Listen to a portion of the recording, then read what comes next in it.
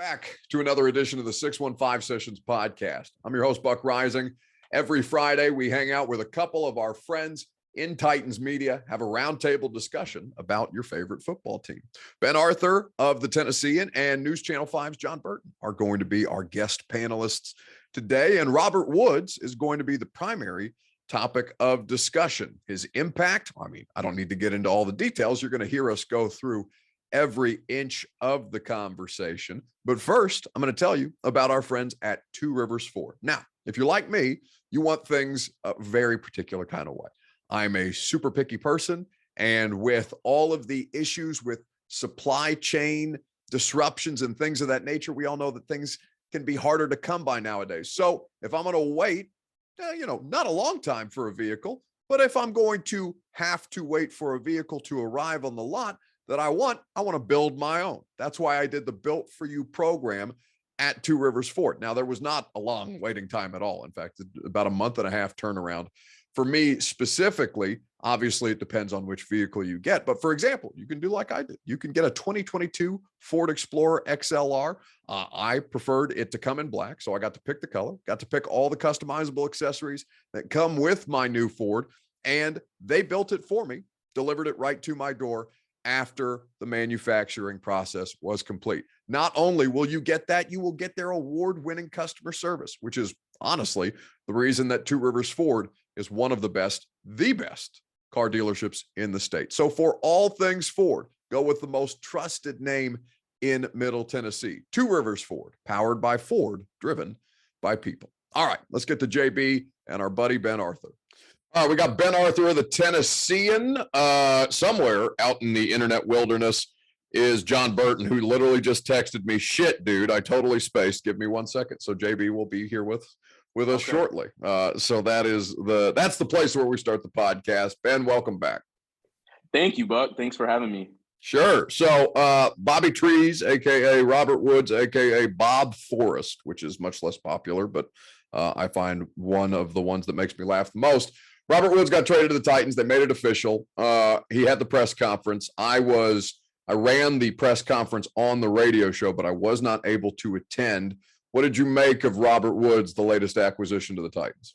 Yeah, I like the move, right? I think first and foremost, he's a real quality number 2 receiver. I think his game complements A.J. Brown's very well. I think Bobby Trees is an excellent fit for this Titans offense, just with the way he's played in the past. He's one of the top run blocking receivers in the NFL. You know he's going to take pride in that aspect of the game. You know that's what Mike Vrabel, Todd Downing, that's what they're going to expect from him. And then he's just been very, very productive in his career before last season. I think it was 3 straight seasons of at least 86 receptions. You know that he can get open, get separation. This was a problem for the Titans last year. It seemed like it was AJ and a little bit of Julio when he was healthy, and then NWI did step up to his credit. But then outside of that, it was kind of a whole lot of uncertainty, guys not able to win in their matchups. And so I think he does check a lot of boxes. The thing that I'm worried about, though, is the ACL. Like, when exactly is he going to be able to play? I mean, by all accounts, the recovery is going well, but I think I keep thinking about last year with Bud Dupree, another big name guy coming off a torn ACL from the previous season. He was out there for training camp, but then if you remember, he told us in like October that he came back too soon. I don't think he really had that big of an impact, at least statistically, until the second half of the year. And so you do wonder when exactly Bobby Trees is going to play, and then when he does, when exactly is he going to be 100%? So that's probably my concern. But other than that, it's a great fit on paper. I think the Titans did get a good deal for him for only a 6th round pick. They got the Rams to eat his roster bonus, which is good. So all in all, I do like the move. I just kind of want to see health-wise when he's ready to go. And it's good to see JB show up. Thanks for – listen, I understand you don't get paid for this shit, JB, but like, what? One time, buddy, one time. Don't let me be the more professional person on the podcast today. Don't do it. Hello, gentlemen. It's great to be with you both. John Burton, News Channel 5. You can catch him and Steve Lehman, Jonathan Hutton from time to time on the News Channel 5 sports content, as well as News Channel 5 Plus Sports Line, which I'm dying to get on. Everybody in town gets on the Sports Line show, except for me, JB. Is there some kind of tension that we need to resolve on the podcast? Like, what the hell? Except for me, too. I haven't gone. Oh! So both of us, Buck, we both have some beef with JB right now. He needs to get us on ASAP. So you both are very high on the list. So very soon you'll be joining me for Sports Line. So just remember that when I bug you for an invite, don't come up with, oh, sorry, got something else planned. So, no. Listen, Burton, I ask everybody else to carry me on this podcast because it's on a Friday. I've been talking for 75 hours to myself all week, and I just need people to carry me. So, if I need to do that for you every once in a while, I would be happy to return the favor. Anyway, we're talking about Bobby Trees, JB. Or both at the same time. So, we'll arrange something. Don't worry. Wouldn't that be convenient for you? Just knock us both out in one fell swoop. What do you think of Robert Woods? I agree with what my man Ben said. I think it's a good move on paper, but the health thing has me a little bit concerned. But price wise, you're not giving up a whole lot to get this guy. You need that number 2 wide receiver to go along with AJ Brown. Unfortunately, it didn't work with Julio Jones last year. This guy's a terrific route runner, great downfield blocker, and being at his press conference the other day, he seems extremely likable and a team first, good locker room guy, the type of guy that John Robinson likes to join his team. So on paper, it looks good, but I got to see him on the field and I got to make sure he's healthy and ready to go by opening day before I can really say that this was a home run acquisition for the Titans. But on paper, it looks great. Yeah. I mean, there's obviously going to be that stigma, for lack of a better term, about this franchise and getting players at value who are either coming off of injury or are dealing with injuries through the draft process or whatever. Like this, they're not the only team to do things like this, but it does seem to occur with a fair amount of frequency. And just kind of, JB, I don't know what you made of the contract because he's under contract for several more years. Given the money that the wide receivers were making and how Jacksonville just totally botched the market for everybody with that Christian Kirk deal, to go out and trade for a veteran wide receiver contract that's already on paper, that seemed to me to make the most sense. Not a 6th-round pick for a dude coming off an ACL, a 6th-round pick for a dude who's already under contract for the next, 3 seasons, basically, and who still is able to perform at a high level and has had, an injury that is fairly routine at this point in the league. Yeah, you're right. We've seen players come back pretty fast from these ACL injuries. And, it's not as big of a deal as, say, back in my day when I saw Billy Sims go down with an ACL injury and a major knee injury, and he was never the same and never really made it back. It's a lot different from the 80s. So you have that advantage. And also the fact, like you said, you've got a controllable contract that you can put on your books. And listen, if what hits the fan, they can always rework the deal, put some of that money in a signing bonus if they need cap space. It seems like Woods would be pretty, willing to do something like that. So I think from a financial standpoint and draft capital standpoint, it's a great move by the Titans. Like I said, hopefully he'll be, 100% and ready to go at least by opening day. Don't think we'll see him during mini camp or OTAs, but hey, knock on the wood, maybe by the start of training camp in late July, he's ready to go.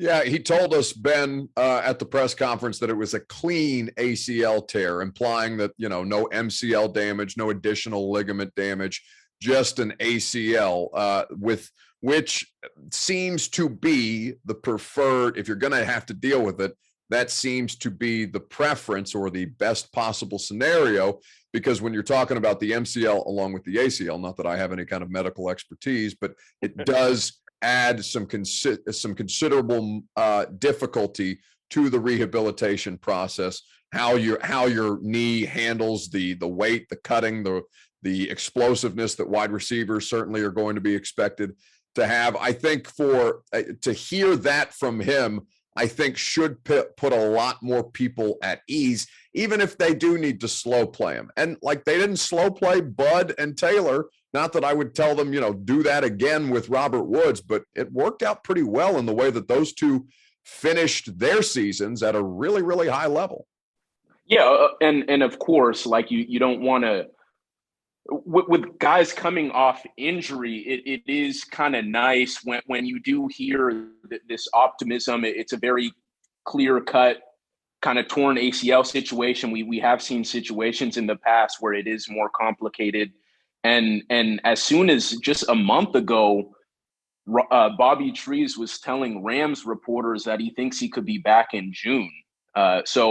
Obviously he wouldn't give us any timetables. Probably Mike Vrabel, J. Rob had something to do with that, obviously. There's a quick study on the Mike Vrabel Institute of Injury, real quick. Exactly. But there are, and as you guys have both alluded to, we have seen a history of guys, receivers, skill guys being able to come back from these kinds of things. Heck, Cam Akers, I think this is a bit more of an outlier, but Cam Akers with the Rams tore his Achilles, was back in 6 months. I think that just shows where elite athletes are at just in terms of coming back from these injuries we once saw as season enders or just even threatening the longevity of their career. But yeah, I think we have seen, despite the torn ACL in Robert Woods' case, there is optimism. So that does have to encourage the Titans and their fans. Ben, why isn't Julio Jones a Titan anymore? Oh, couldn't stay on the field. The hamstring issue that he did have in that last year in Atlanta. I think, I will say, I do think it was the right move at the time, right? A good gamble but by John Robinson. I think at a good price, considering what Julio Jones has been, a piece that you thought would kind of elevate this team to where it needs to go. But it just didn't work out. As I said, the hamstring just didn't cooperate. I think he only played 10, 11 games. The consistency just wasn't there. He's clearly not the Julio he used to be. And you can't depend on that. You looked at kind of his contract and you can't just kind of keep waiting with this window the Titans are now in to kind of make a run at it, to get to a Super Bowl. We hear them talk about it, and you can't wait on a guy. You have to kind of just cut your losses, so to speak, and move on. And that's ultimately what it comes down to. That's what I got. Yeah, and if I could jump in for a second, fellas, I think J-Rob realized, when you have a tall, explosive athlete like Julio Jones that's north of 30, that's starting to get soft tissue injuries, they're probably, the smart money's on. They're likely to increase, continue, add up, et cetera, et cetera. So I think for J-Rob, it was a situation of, let's cut our loss. We tried it. It didn't work, just like Ben said, and now you got to move on. Yeah, and that's the appropriate approach, right? I think that it's fair for there to be criticism of what they did, especially given this year with the lack of a second rounder. And, the tight end position is probably not going to be something that gets addressed on day one of this upcoming NFL draft in Las Vegas, but certainly day two, you're going to start seeing them fly off the board. And Austin Hooper does help solve that or soften that a little bit, but that's still a sunk cost. And I don't think that people should be upset that they tried it. Certainly not the case. And I understand the sentiment. Maybe it's not a majority of Titans fans, but certainly a loud minority, or at least in my experience. I don't know how you guys have been interacting with people about this, but I feel that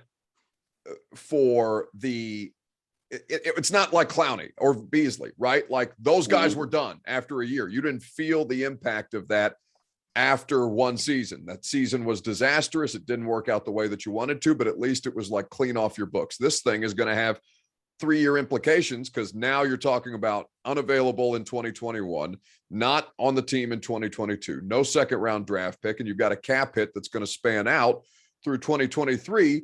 Given that he's a post June 1st designation, they'll be able to split up that cap hit, but still, like this is a more lasting sunk cost than John's previous misses, for lack of a better term, whether it be draft or free agency. And every general manager has these. And again, I'd probably, if you ask me again, if they should do it, I would probably say yes again, because it seemed to make a lot of sense at the time. But I think JB and Robert Woods, like the way that I've kind of like tried to process it is, he's Corey Davis, but he's what Titans fans wanted Corey Davis to be. Like, he's not that athlete. He's not that special kind of, freakish size, athletic ability. He is obviously a high level athlete, but he's more fundamentally sound, consistent, and has been able to sustain across the course of his career.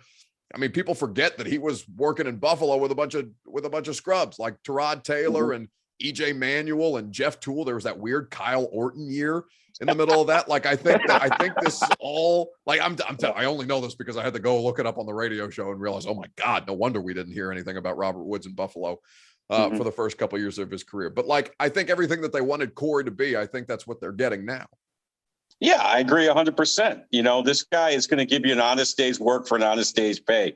He talked about it at his press conference, showing up for practice, working hard at practice, making sure that, he understands the offense and the passing game. He mentioned, making sure he gets on the same page with Ryan Tannehill in terms of routes and where, Tannehill wants him to be and all that kind of stuff. And, we talk about his downfield blocking too. When you got that beast in the backfield, the way, you don't break 90-yard runs without some help. You got to get some guys downfield blocking. And it sounds like Woods is willing to put his helmet in there and get in somebody's way. And I've known him to be, I said it earlier, I think he's a very precise route runner. He'll make the tough catches over the middle. He'll make the diving catches. He's not the biggest guy in the world, but he seems unafraid to get after it. And so, he brings the physicality that I know the Titans want and Vrabel wants in the running game in terms of the downfield blocking. And you're right. He can be that nice run after the catch guy, and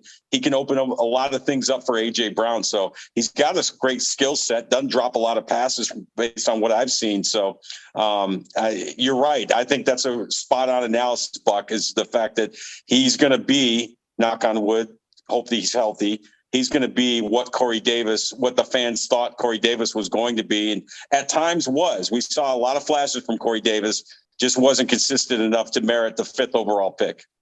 Ben, with their offense, because JB brings up, the monster in the backfield, Derrick Henry, and when last we saw him, he probably wasn't all that we normally associate Derrick Henry to be, understandably so.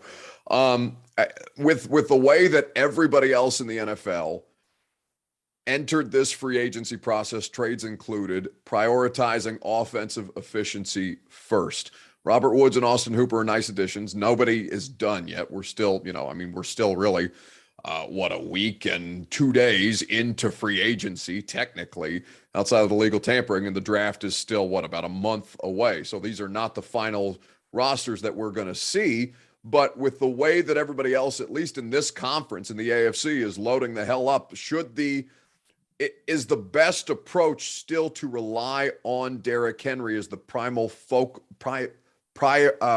focal point of the offense, given the fact that what they have tried to do, and even in Mike Vrabel's last post-game press conference with us after the Bengals, where he's telling us, it felt like our kind of game, and their kind of game is 19-16 in the middle of this AFC, which sounds batshit crazy to me. Yeah, I think the way they play football can still work, right? Sure.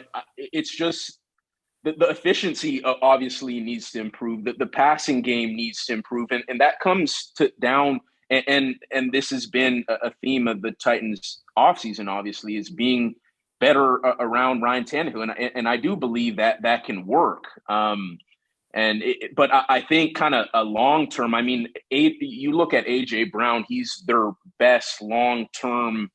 He's their most valuable long term asset, at least offensively. And they missed him more than they missed Derrick this year.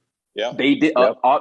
Yep. We saw how the team looked without Derrick Henry. They looked fine, right? Running the ball. They have a scheme, a system in place where it doesn't really matter who's back there. They can still find success. So you do the same thing with A.J. Brown. It's the passing game is awful. So I do think that there needs to be some creativity and just figuring out different ways to get AJ the ball in different places on the field. And it does help when you do have a quality number 2 receiver in what Robert Woods is expected to give them. I think that'll help, right? But as we've kind of alluded to, we don't know exactly when Robert Woods is going to be Bobby Trees 100%. And so I do think that they do still need to continue to bolster kind of those weapons at those offensive skill positions. I truly believe the Titans should use their top pick on a receiver, despite the move for Robert Woods. I think when you obviously have AJ, when Robert Woods is full go, whenever that is, great, and then you have another guy, and then you obviously bring Nick Westbrook-Akina back. I think then you really have a great group of receivers to work with, and then again that takes less pressure off of Tannehill. I think that takes less pressure off of AJ to kind of be everything for this passing game. And so I do think that should be a really big focus as we kind of head deeper into free agency and then look towards the draft next month. Yeah. Well, Ben, listen, your point is well taken in terms of being a better around Ryan Tannehill. But we all know this, fellas. Ryan Tannehill has to be better. Yeah. You know, what we saw in the playoffs and for a good chunk of the regular season ain't going to cut it. Not in this AFC, the way this arms race is heating up right now from the quarterback position in this conference. The best. Just to add up. Oh, go ahead, Bud. No, you got it. Oh, okay. Yeah, no, I was just going to add off of what JB said. I mean, because of this arms race that we've seen, I don't think the Titans have honestly, I don't think they've made much progress in my mind through the first week and 2 days of free agency. Austin Hooper, great addition.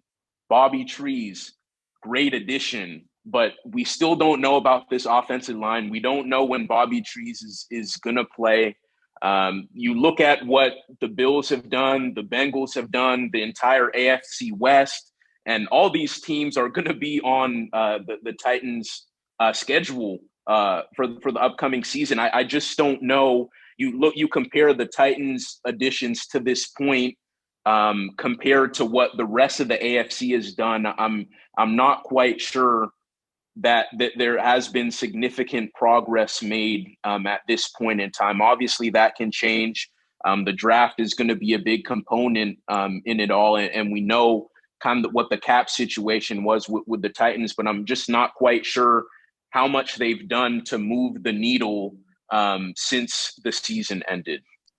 Offensive line has to be addressed, obviously, in the draft. And honestly, Ben, I understand why wide receiver would be preferable. I wouldn't be mad at them for taking a wide receiver, provided it's the right wide receiver, which we don't know who that will end up being or how these guys' pro careers are going to pan out. But this is not like a Joe Burrow thing where you can take Jamar Chase because you've got a young quarterback and he's not scared of the hits, right? We talked to Bud Dupree about that right before the playoff game. He's a young guy. He doesn't mind getting whacked around a little bit under center. And turns out, they did it a lot in that playoff game, but still, with a veteran like Tannehill, who just took the second most sacks of his career, Miami just brutalized him. They've never been able to figure out their offensive line situation. Still, they're paying through the nose to try and get it right in front of Tua, several years removed from the Tannehill experiment. But offensive line, I think, would be, I wouldn't be mad at them if they took two. And if Zion Johnson or, Cole Strange or, one of the tackles, whether it's the dude, well, I know he's an interior. Trevor Penning. Trevor Penning.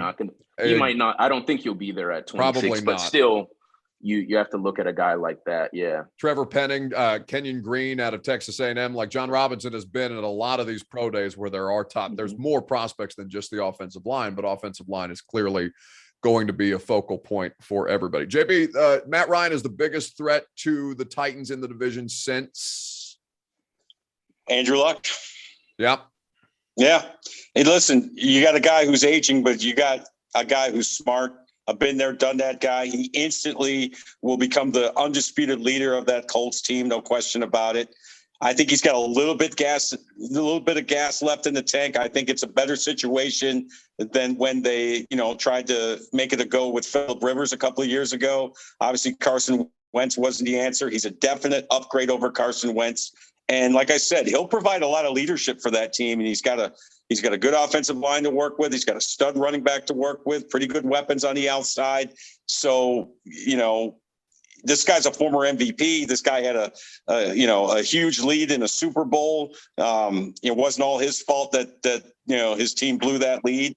So if Ryan can stay healthy, if he can learn the Reich's offense and get the buy-in from his teammates and kind of own that locker room, the Colts are capable of winning some games. Now, I still say the Titans should be the favorites to win the AFC South, but the Colts, I think, could give them quite a challenge. I mean, they got a little bit of a challenge from a Carson Wentz-led Colts team last year. I think Ryan is a definite upgrade. Hell, on 2 bum ankles in the first game that Indianapolis was here. He gave him a hard time. I don't understand why he played in that game. That was ridiculous. I don't understand why they played him in that game, because they ended up having to give up a first-round pick for it. It was stupid. The whole thing, stupid. The entire Carson Wentz experience, just one of the dumbest things I've ever seen in professional football.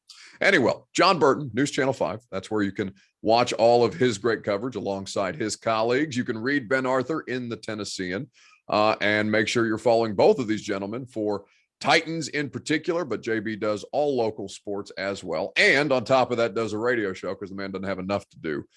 Boys, I appreciate you stopping by as always. Thanks for the time. Buck, always a pleasure, man. All right, let's get this thing wrapped up on a Friday afternoon. Thank you guys, as always, for stopping by.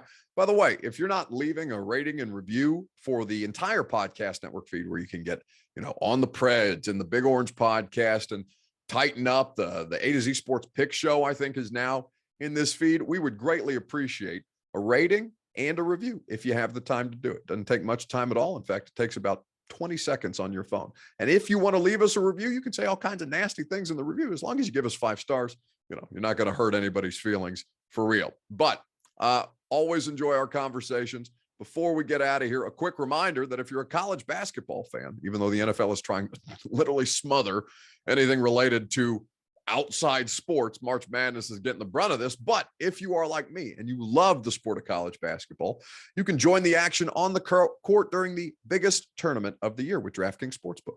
Turn your team's victory into your own big win. If you're a new customer, you can bet just $5 on any team to win and get $200 in free bets if they do. It's just that simple. If they win, you win. DraftKings Sportsbook customers can also bet on college hoops with same-game parlays. Combine multiple bets from the same game for a bigger payout. The more legs you add, the more money you can win. DraftKings is safe, secure, and reliable. Best of all, you can deposit and withdraw your cash whenever it is that you want. So download the DraftKings Sportsbook app. Use promo code ATOZSPORTS. Bet $5 on any college hoops team to win and get $200 in free bets if they do. If they win, you win. With promo code ATOZSPORTS this week at DraftKings Sportsbook. Must be 21 or older. Tennessee only. Minimum $5 deposit. Restrictions apply. See DraftKings.com/sportsbook for details. If you or someone you know has a gambling problem and wants help, call or text the Tennessee Red Line, 1-800-889-9789. So that'll do it for this Friday edition of the pod. We're going to continue to cover all things free agency. Ben brought up during the podcast, during the course of our panelist segment, that he wasn't as impressed or didn't think that the Titans had done enough yet. And I probably should have pushed back in real time and said, I don't know that there's much more that they need to do ahead of the draft, because, and we've talked about this, whether you consume the A to Z Sports primetime show that I do for this very same digital media network, whether you're a consumer of the radio show that I do for 104.5 The Zone. I feel like I've talked about this a fair amount, in that, big contracts and sexy, famous names are always going to be more appealing. And I completely understand people's angst that, outside of last season, Tennessee doesn't really do those kind of things. But what I will say to you is what they've done is practical, functional, and can keep them competitive in this hugely competitive AFC. They need better play out of their quarterback, like JB articulated earlier. that is going to be the thing that this very much hinges on. And of course, there's always luck that's associated with a football season. But the lack of major, I mean, those are two pretty substantial moves. One being a trade and the other one a free agent signing. It's not really bothering me if I'm a Titans fan. But far be it for me to tell you how to feel about your favorite football team. We'll do it again next Friday. Thanks as always for hanging out. Enjoy your weekend, and we will connect either Sunday night on the primetime show, Monday on the radio show, or right here next week on the 615 Sessions podcast.